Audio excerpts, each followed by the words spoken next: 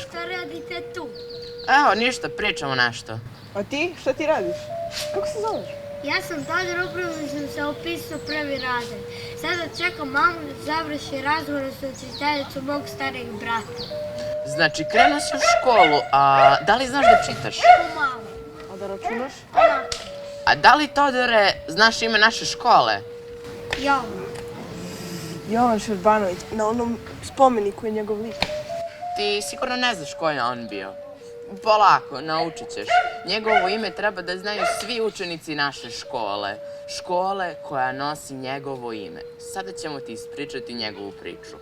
U Laznici, u porodici Stane i Traila, 20. januara 1920. godine rođen je Jovan Šerbanović. Pro kampu kuforali, pašće Jova oljili. Ajda manja, pro kampu kuforali, pašće ova ljoljali. Ajda manja, pro kampu kuforali. Da mi budeš živ, da mi budeš zdrav. Uvek srećan, pametan i hrabar.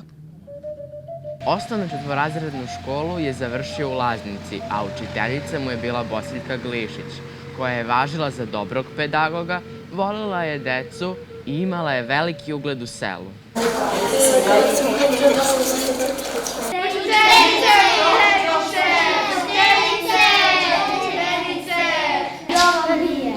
Učiteljice, da li znate da je Laznica prvo i jedino naselje bila u 17. veku sa ove strane Homolja, prema Mlavi? To sam čitao. I kako ja tebi sada da grdim kada sve uvek znaš? Često se razred smeje tvojim šalama i upadicama, ali ti si najbolji đak u razredu. Mislim da bi Jovan kada završi 4. razred trebao da nastavi školovanje, da ga date u gimnaziju. Ja sam učiteljice prošao Balkanske ratove, prošao sam i druge zemlje i krajeve. I znam što bi mi značilo da mi sin bude školovan. I uvek sam se pitao zašto nisam školovan. I mislim da bi mi to veoma pomoglo i savladao bih veoma sve jade i nečistoće u životu. Ali moja Stana se plaši, kaže daleko je to. 3 sina do sada je izgubila. Buni se. Ali ja želim u gimnaziju, želim da učim. Krajem leta 1930. godine Jovan se uputio u tuđinu. Majka Stana umesila mu je pogaču od belog brašna, što je tada bila retkost u Homolju.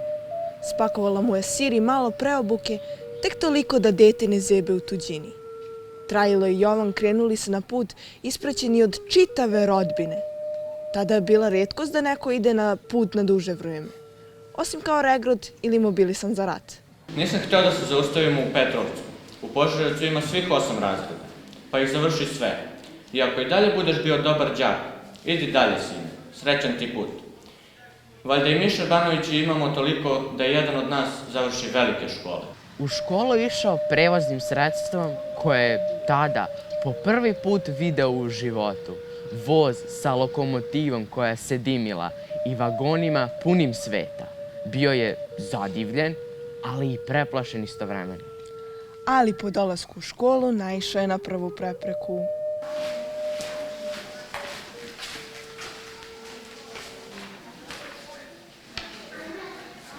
Ne znam kako da vam kažem.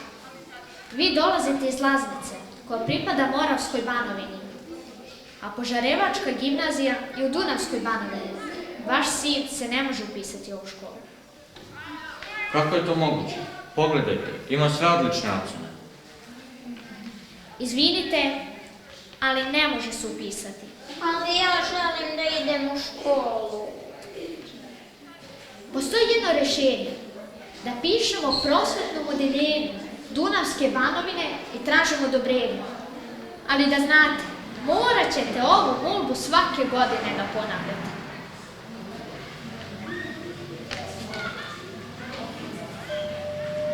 Tako je i bilo. Jovan je bez problema položio prijemni ispit i upisao se u gimnaziju koja će nekoliko decenija kasnije početi da nosi njegovo ime.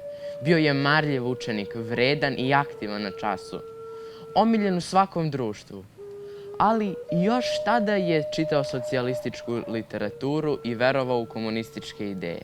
U selima je jedna dobra prilika za Jovu, Marija, da se spoje naša dva imanja ne bi bilo bogatijih. Jova je najstarije dete, što da se lomata po belom svetu. Šta će mu škola i ovo je dosta. Jova je najstarije dete, ko nas sačuva što smo mi stekli, zar zetovi? Zar ti ne vidiš da njega ne drži mesto? Glava mu je puna ideja. A i neka je, on treba da završi velike škole. Neću da se ženim, hoću u Beograd, da studiram. E pa, ženo, rekla si, on je glava kuće. Najstarije dete. E pa, ako je tako, njegova je posljednja. Pisao se u jesen 1938. godine na Medicinski fakultet Univerziteta u Beogradu. Želeo je kad tada da se vrati u svoj kraj, ali kao lekar. Za vreme studija sve su mu bliže komunističke ideje i postaje aktivista, a kasnije i zvanično član Komunističke partije Jugoslavije. Prvi put je uhapšen 1939. godine zbog svog delovanja protiv tadašnje vlasti. Izveden sam pred sud i pušten, pre toga danima prebijan, ali prošlo je. Kažu da sam se dobro držao, nikoga nisam izdao. Ali sada valja nadoknaditi sve što sam izgubio, sva predavanja, vežbe i učiti za ispite. Nakon toga nastavio je svoju delatnost, čvrsto verujući u komunističke ideje. Kada je 1941. godine Drugi svetski rat počeo i u Jugoslaviji, Jovan Čarbanović se pridružio partizanskom pokretu, čvrsto verujući u borbu za oslobođenje. U jesen 1941. godine za 15 dana izvršili smo 10-ak akcija u neposrednoj blizini Petrovca. Zatim smo razoružali žandarme u Žagobici. Tako da mogu reći da su mladski partizani tih dana poprilično demoralisali žandarmeriju, koja je bila na strani Nemaca, okupatora. Nakon toga pozvao je narod našeg Sreza na ustanak protiv okupatora. Staru Jugoslaviju su prodali buržuji, narodne derikože, generali izdajice. Raspala se još kod prvih plotuna. Ako su generali pobegli, narod je ostao. Naš narod bar ume da se bori. Svi u partizane, svi u borbu za slobodu i bolje dane. Pre nego što je stupio u Požarevački partizanski odred, realizovao je najveću akciju do tada, paljenjem 8,5 vagona pšenice koja je bila namenjena Nemcima na državnom imanju u Ljubičevu. Učestvovao je u ozbiljnim borbama, postao cijenjen među partizanima, postao sekretar okružnog komiteta, a i njegova četa je postizala uspehe. Prvi put je ranjen kod Osanice 1942. godine. Znači tamo ih napadnemo i onda su oni slabiji od nas. I onda ih ubijemo. Dobro. Ajde polako, zlačite se uz potok. A ti? Ja ću poslednji. Nemojte ići jedan za drugim, svako neka uzme svoj pravac. Zborno mesto Hajdučki Kladenac.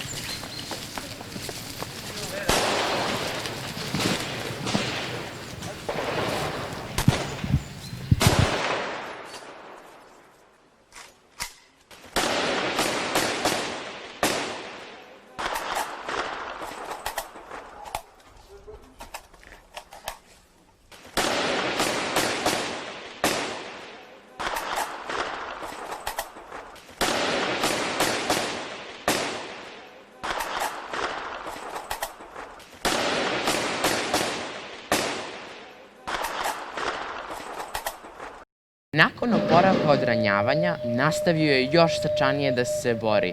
Pomagao je odredu koji je trpeo sve veće gubitke. Nakon toga ponovo je ranjen, ali ovaj put dosta ozbiljnije.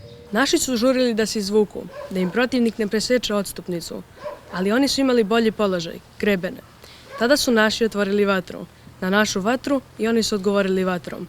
Tu je Šerbanović ranjen. Drugovi su ga nosili, ali su ga morali ostaviti da bi se i sami spasili. Nakon ovog ranjavanja nije mogao da se vrati u Boru, ali je bio obavešten o svim vojnim i političkim dešavanjima na terenu. Postao je politički radnik koji je tajno delovao i pozivao narod u Boru. Maja 1943. godine bio je otkriven od strane četnika, ali je uspeo da pobegne. Nastavio je da pravi takozvanu bazu, osmislio je školu u planini i već u novembru 1943. godine polaznik je učio kako se postaje partizan. Kuće dobronamernih ljudi u Uranovcu bila su najsigurnija baza za njegov tajni rad. Okupator je dugo na različite načine pokušavao da ubije Jovana Šerbanovića, znajući da je on bio značajna ličnost narodno-oslobodilačkog pokreta u istočnoj Srbiji. U toj nameri je nažalost i uspeo 6. januara 1944. godine, kada je Jovan Šerbanović pronađen mrtav u kolibi jednog seljaka u selu Sige.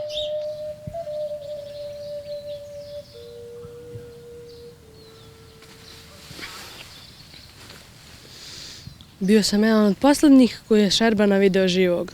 Ljudi su ga mnogo volili i cenili na ovom terenu. Svi su mu bili verni zato što je bio ubedljiv i rečit. Umeo je da se našali, da zasvira na frulici, ali i da podvikne kada je to bilo potrebno. Svi smo mu bili verni i odani, niko od nas ga ne bi izdao i da su nas pekli. Srce mi je prepuklo kada sam čuo da su ga mučki ubili. Uvijek je bio vredan, razuman, brižan. Kao da sluti šta će se desiti, meni predao svoje zadatke. Jedan deo pitanja lenjinizma uz napomenu da knjigu čuvam i brižljivo prostudiram. Danas, 14.12.1949. godine, ukazom Prezidijuma Narodne skupštine Federativne Narodne Republike Jugoslavije proglašavam Jovana Šerbanovića narodnim herojem. To je bila priča o Jovanu Šerbanoviću, čije ime naša škola nosi od oktobra 1959. godine.